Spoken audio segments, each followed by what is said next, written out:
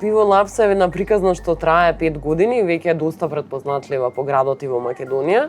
Како дојдовте до идеја да отворите и да влезете во еден ваков бизнис за пиво? Пиво Лапс е приказна која започнува од тројца ентузијасти.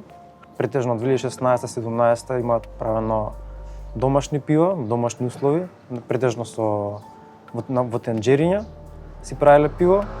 И од таму се родила идејата да се направи некоја приказна каде што целата држава претежно ќе научи нешто ново за крафт пивото. Добро, како изгледа целиот процес? Дали ние во Македонија како земја прво сме отворени за такви бизниси, а втора работа ме интересира многу за состојките, дали ние како држава една ваква што некојаш се бавела многу со земјоделство, имаме се вас што ви треба за да се направи едно пиво? Па не, бидејќи во нашава држава немаме сладишта. Имаме добро поднебје за создавање јачмен како житарка, но немаме сладишта. Сладишта се посебни огромни фабрики каде што го прават сладот. Односно каде што создаваат услови за да се направи самиот слад. Така, колку трае целиот процес на правење пиво? Дали е тоа долг процес, бидејќи вие сте веќе доста застапени, имаме доста кафичи, барови од вашето пиво, работите доста долго. Напорен ли е процесот, долг ли е процесот едно пиво да се направи? Дефинитивно, бидејќи прво нарачуваме сладишта, слад од Белгија, од Castle Malting. Зијаме голема количина од нив.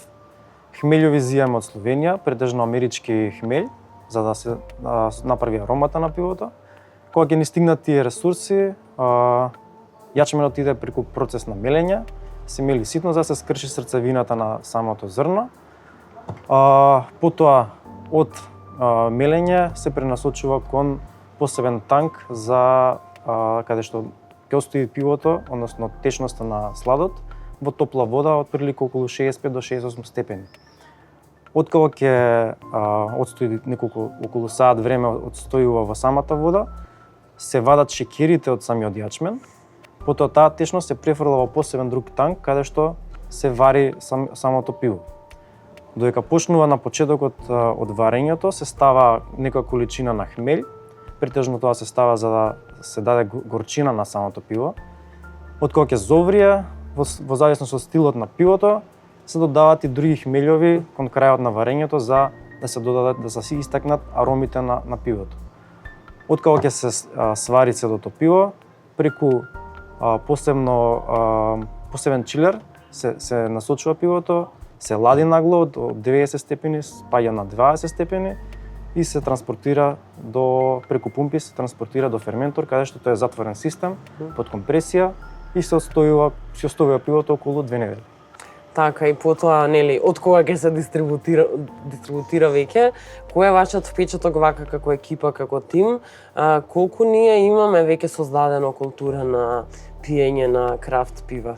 На почетокот беше тешко да се пробиеме на пазарот. Ние сме веќе 5-та година на пазар. И на почетокот имавме само едно пиво каде што сакавме да се појавиме на сцената. И беше тешко, но со текот на годините и трпението што го имавме и вложената енергија, стигнавме до солидна бројка на луѓе што не препознаваат.